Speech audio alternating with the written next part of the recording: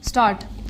The honorable member who has just spoken has dealt with certain wider questions which appear to me to go beyond the scope of the present bill, which is a short bill before the House.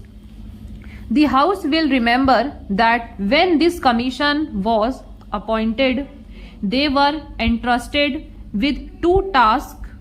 One was to examine the whole income tax procedure and suggest ways and means to avoid or prevent evasion in future.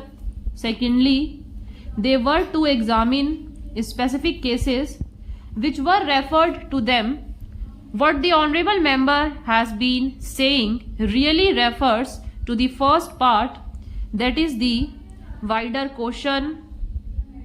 As has been stated, I believe, in the statement of objects and reasons we have received from the Income Tax Investigation Commission recommendations on this wider issue, and they will no doubt come up before the House in the form of measure, and the House will then have full opportunities of considering them, adding to them or altering them, so that we might evolve a proper procedure. The sole question before the House now is what to do with the inquiry part of the Commission's work with regard to certain cases that were referred to them. Now, I would beg the House to remember that this is not a roving inquiry. This inquiry has been confined to a certain number of specific cases referred to them up to a certain date.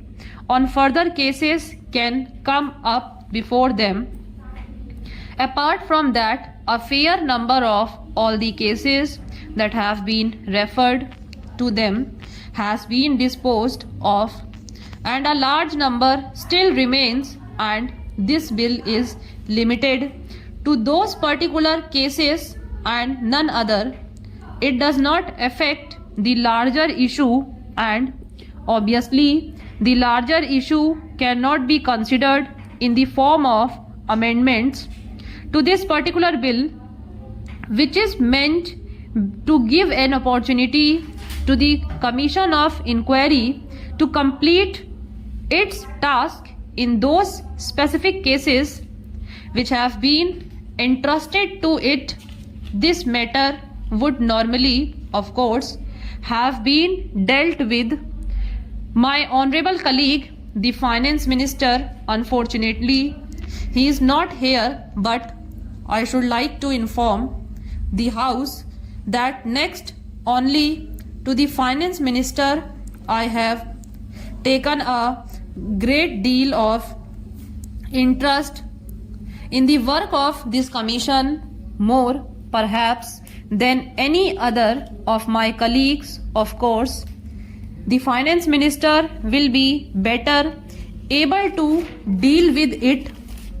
I have also been fairly closely connected with the matter, in the sense that I have attached great importance to this work, and I have occasionally had talks with the members of the commission to find out how they were getting on. May I say that the criticism that has been made, I think, yesterday by an honorable member about the rather sorry result of their labors appears to me totally unjustified. I feel their labor have resulted in very substantial and very good results. They have labored under great difficulties, and in spite of that, they have proceeded calmly and steadily with their work in the highest judicial traditions. And the House will remember that the chairman of this commission is one of our most eminent and respected judges of India, we attached great importance to the fact that a commission of this kind must have men of the highest ability and integrity, and we were fortunate in finding such a men in Mr. Vradachari. Anything entrusted to a judge of that high standing with his lifelong experience of the bench is bound to be carried out in a judicial manner.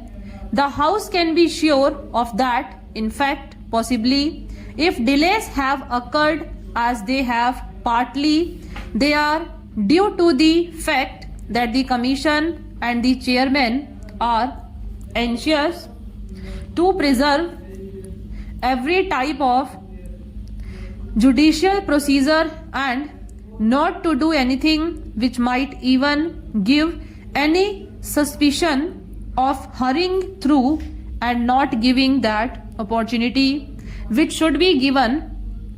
If the House could see the decisions that they have given, they are tremendously long, 70, 80 or 100 pages. They have carefully given every opportunity and have come to certain decisions.